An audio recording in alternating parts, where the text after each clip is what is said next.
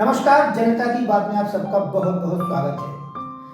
सभी जानते हैं कि समाज में एक डॉक्टर का एक अहम स्थान होता है और एक चिकित्सक को भगवान तक का दर्जा दिया जाता है। लेकिन आजकल के माहौल में आजकल के परिप्रेक्ष्य में हमने देखा है कि कई बार चिकित्सक ही कहीं ना कहीं कटघरे में खड़े हो जाते हैं। उनको पैसे कमाने का एक जरिया मान लेते हैं लोग कि चिकित्सा का क्षेत्र भी पैसे कमाने का जरिया है। तो कई डॉक्टरों पर आरोप लगता है कि वो जबरदस्त पैसा कमा रहा है और जनहित का काम नहीं कर रहा है और इससे लोगों को परेशानी भी होती है। लेकिन इसको लेकर आखिर हम क्या सोचते हैं और अन्य डॉक्टर्स क्या सोचते हैं, तो एक हम ऐसे डॉक्टर के साथ आज यहाँ पर विराजमान है और आपसे रूबरू कराएंगे उनको कि जो डॉक्टर तो हैं, एक अच्छे चिकित्सक तो हैं, लेकिन आजकल उनकी वेशभूषा जो है वो एक चर्चा का विषय है। चर्चा का विषय इसलिए क्योंकि आप देख सकते हैं खुद उनकी जो वेशभूषा, मुझे लगता है कि एक सनातनी की वेशभूषा है। पेशे से चिकित्सक है लेकिन सनातनी वेशभूषा में वो हमको नजर आ रहे हैं। तो सीधे उन्हीं से जानने की कोशिश करते हैं क्या कर इसका राज क्या है। डॉक्टर साहब का बहुत बहुत स्वागत है। डॉक्टर साहब, एक जहन में सबसे पहले जो हमको देखने को यही सवाल उनके मन में उठेगा कि आखिर इस वेशभूषा का राज क्या है एक चिकित्सक होगा।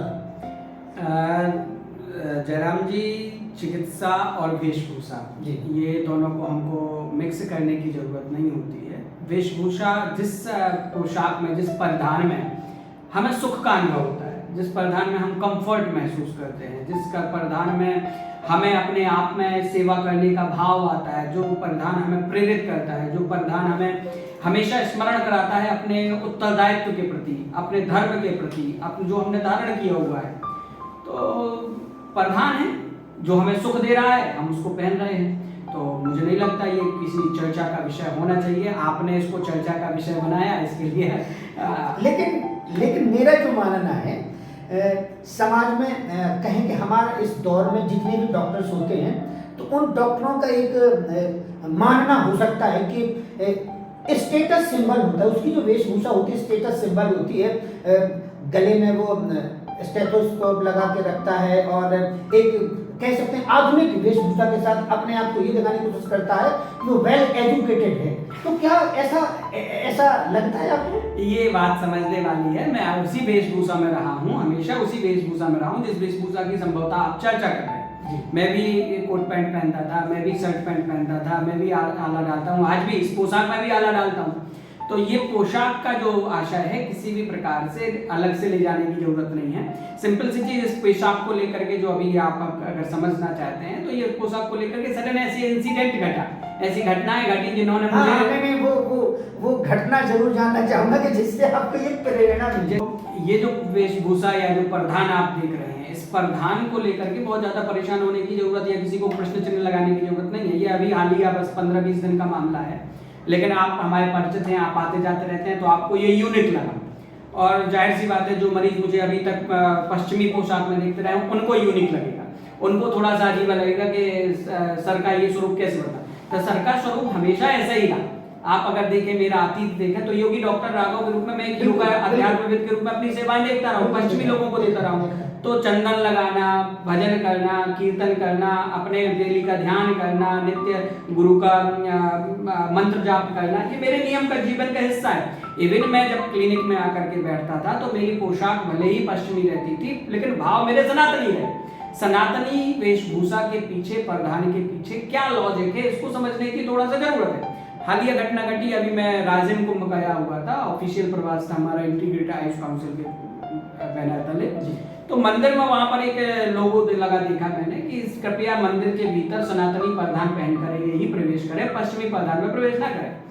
चूंकि मैं होस्ट था, राज्य सरकार की तरफ एक प्रोटोकॉल के अंतर्गत गया था, तो मुझे अपनी ऑफिशियल ड्रेस पहनना थी, तो मैं पैंट शर्ट में गया था।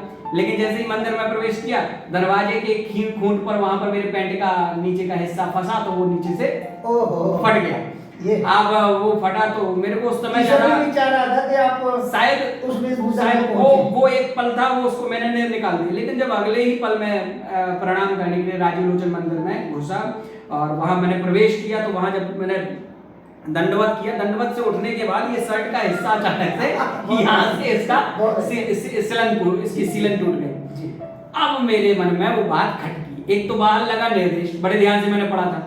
साउथ इंडिया संकेत आपके मन में आया कि संकेत क्या था, लेकिन हम ऐसा कर नहीं पाए, इसलिए ये घटना घटी। दक्षिण भारत जाता हूँ अक्सर, तो दक्षिण भारत के मंदिरों में लगे ही रहता, वहां तो आप प्रवेश कर ही नहीं सकते। महाकाल मंदिर जाता था तो भस्मार्ती में ऐसी में प्रवेश करना।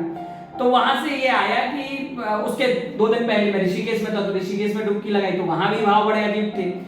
ये डुबकी लगाने के बाद ये लगा मेरे पास समय कम बचा है, समय कम बचा, 40 साल उम्र के निकल चुके हैं। आजकल आप देखो तो 27 साल में, 28 साल में, 25 साल में हार्ट अटैक आ रहे हैं, आकस्मिक घटनाएं घट रही हैं। तो जीवन का किसी के कोई भरोसा नहीं।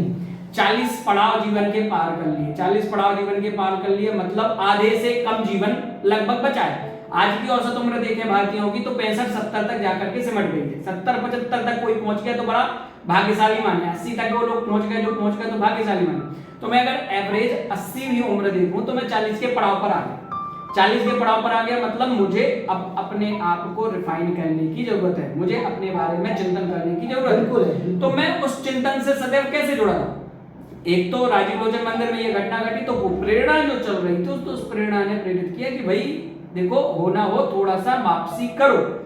तो वहां पेशा आपका कोई भी हो, चिकित्सा होने के बावजूद कोई मतलब कोई बांध के नहीं रखती है कि वेशभूषा कोई बंधी हुई किसी पेशे से। पोशाक हम आइडेंटिफाई कर सकते हैं कई बार कि ये चीज इससे संबंधित है। तो एक वो बोलते हैं ना, समूह जब बना लेते हैं तो समूह में एक स्पेशल ड्रेस कोड होता है, उस ड्रेस कोड को आइडेंटिफाई करते हैं। बट चिकित्सा पेशा करने के लिए ड्रेस कोड, जब हम सर्जरी करने जा रहे हैं उस समय हमें जरूर अपने आप को प्रोटेक्ट करने वाले कपड़े पहनना होता है। जब हम किसी की ड्रेसिंग करने जा रहे हैं, सफाई करने जा रहे हैं, तो उसमें ग्लव्स पहनने की जरूरत होती है, कैप लगाने की जरूरत होती है कि हमारे बाल ना गिर जाए, हमारा कोई किसी के बैक्टीरिया वायरस हमारे अंदर प्रवेश ना जाए। तो प्रिकॉशनरी ड्रेस कोड वो एक अलग होता है। बट मैं घुटनों के दर्द, साइएटिका, इस प्रकार के केस देखता हूं तो मुझे इसकी बहुत ज्यादा जरूरत नहीं पड़ती है। स्टेथोस्कोप की जहां जरूरत पड़ती है, हालांकि जिसको आप बोलते हैं, तो वो डालता हूं। इस पोशाक में भी डाल देता हूं। तो इस पोशाक में मैं कंफर्ट होकर के मैं अपनी सेवाएं मरीजों को दे सकता हूं और बेहतर तरीके से दे सकता हूं। तो मुझे नहीं लगा कि इसमें कोई आप जैसे बेहतर तरीके से सेवाएं दे रहे हैं, तो क्या आपको लगता है कि मरीज ऐसा आपको एहसास हुआ है कि पहली बार आप इस वेशभूषा में मरीजों के सामने आए तो कोई आपको देख के चौंकता है जो पहली बार भाई ये डॉक्टर साहब? तो डॉक्टरी पेशे को आप ये मान के चलते हैं कि अब कुछ लोग आपको डॉक्टर समझ लेते होंगे, लोग चिकित्सा समझ लेते होंगे, लेकिन समझते होंगे कि भाई ये क्या आप डॉक्टर है भी कि नहीं? तो कहीं ऐसा लगता है आपको? नहीं, मुझे अभी तक ऐसा एहसास नहीं हुआ, क्योंकि जो मरीज हमेशा से मेरे पास आते रहे उनको पता है कि स्वाभाविक रूप से मैं अध्यात्म को जीता हूँ। तो मैं अगर उस पोशाक में आ रहा हूँ तो वो मेरा निजी स्वभाव है, वो मेरा निजी व्यक्तिगत मत है। अगर मुझे उसमें आनंद मिल रहा है तो मुझे नहीं लगता किसी को उससे कोई आपत्ति है। मरीज जो आ रहा है उसको अपना उपचार चाहिए, उसको उपचार में जितने सुकून से दे पाऊंगा, उसको जो सुख की अनुभूति होगी वो उसके लिए प्राथमिकता है, मेरी वेशभूषा नहीं। अगर हम जैसे एक और बात कहें कि जैसे आज आपने सनातन की बात की, अपने मूल चेतना है, मूल स्वभाव को लौटने की बात की, तो अगर हम कहें कि किसी मान लीजिए किसी व्यक्ति को किसी वकील से काम पड़ता है और किसी वकील के चेम्बर में प्रवेश करता है, वो बात अलग है कि ड्रेस कोड होता है। अगर वो अदालत में, तहसील में, किसी न्यायालय में हो तो वहाँ पर ड्रेस कोड होता है। लेकिन अगर किसी ऑफिस में बैठा है और वो कोई प्रवेश करके किसी वकील से पहले या तो इस वेशभूषा में अगर दिख जाता है तो उसे क्या एहसास होगा? उसे लगेगा कि तो क्या आप चाहते हैं कि अन्य पेशे के लोग इस तरीके की वेशभूषा में लौटे आए, तो उनको लेकर समाज में क्या संदेश देना चाहिए? ये मेरी चाहत का प्रश्न नहीं है, ये लोगों की निजता का प्रश्न है।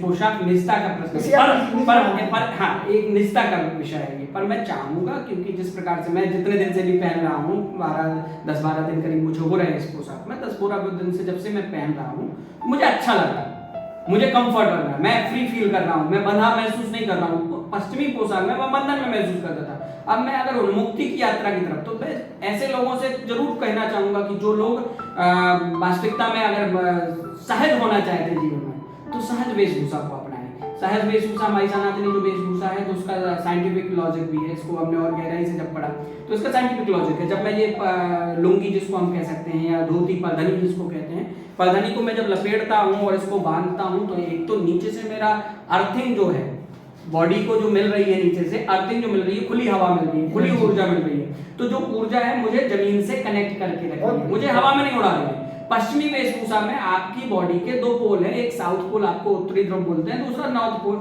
साउथ पोल दक्षिणी ध्रुव बोलते हैं, नॉर्थ पोल उत्तरी ध्रुव बोलते हैं। मतलब मस्तिष्क क्षेत्र और जननेंद्रिय क्षेत्र, मूलाधार चक्र का क्षेत्र। मूलाधार चक्र मतलब जमीन से कनेक्ट होने वाला। अगर इसको डायरेक्ट अर्थिंग कम से कम ब्लॉकेज पर मिल रही है तो वो सहज, महिलाओं की जो वेशभूषा होती थी या पुरुषों की जो वेशभूषा सनातन धर्म में होती थी, उसके पीछे साइंटिफिक एस्पेक्ट है।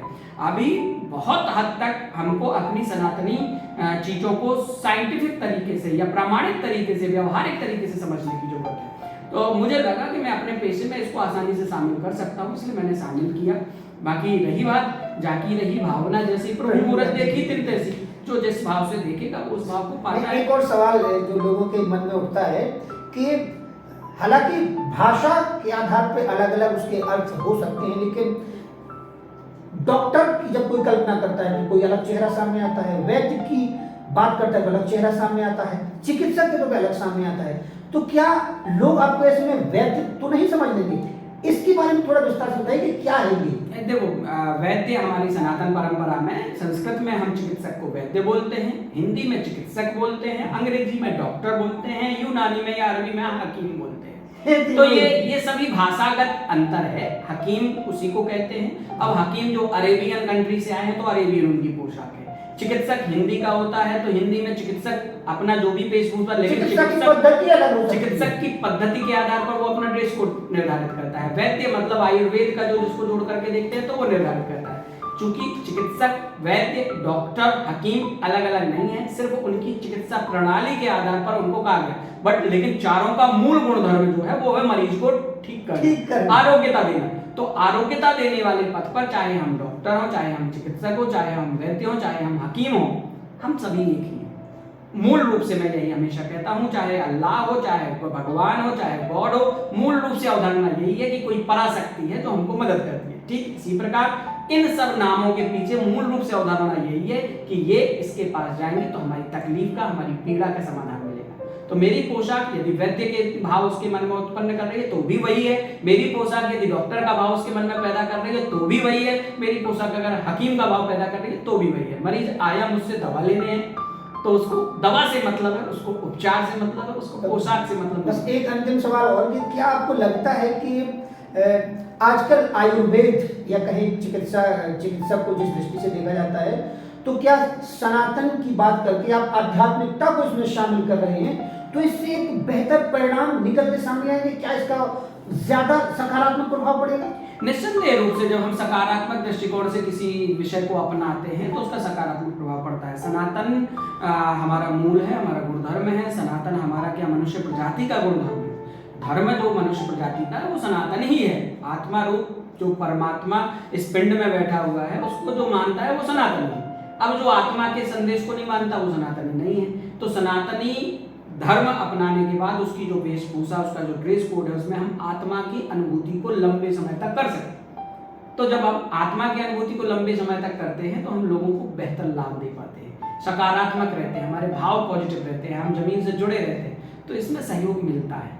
इसमें निस्संदेह रूप से मैं तो जितने दिन से कर रहा हूँ उतना में सहयोग मिला। और जब मैंने पहना, जब मैं योग सिखाता था, अध्यात्म सिखाता था, तब मैं इसी परिधान को पहनता था। यूरोप जाता था तो भी ये परिधान महत्व देता था, लेकिन मेरी दिनचर्या में शामिल नहीं था। मेरी दिनचर्या में मैंने उसको नहीं, तो मैंने अपने जीवन में अनुशासन लाने के लिए, मुझे अपने कर्तव्य का बोध बना रहे कि मुझे ये स्मरण रहे कि मैं किस लक्ष्य को लेकर के अपने जीवन में चलूं, तो शायद मुझे ये प्रधान सहयोगी सिद्ध होगा, इसलिए धारण किया।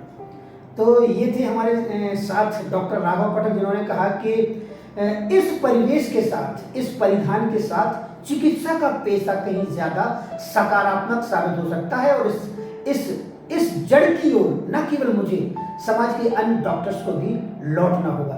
तो आपका डॉक्टर साहब बहुत बहुत शुक्रिया इस आध्यात्मिक संवाद के लिए, और दोबारा किसी ऐसे ही मुद्दे पर हम आपसे फिर साक्षात्कार करेंगे। आज के लिए बस इतना ही। नमस्कार। बहुत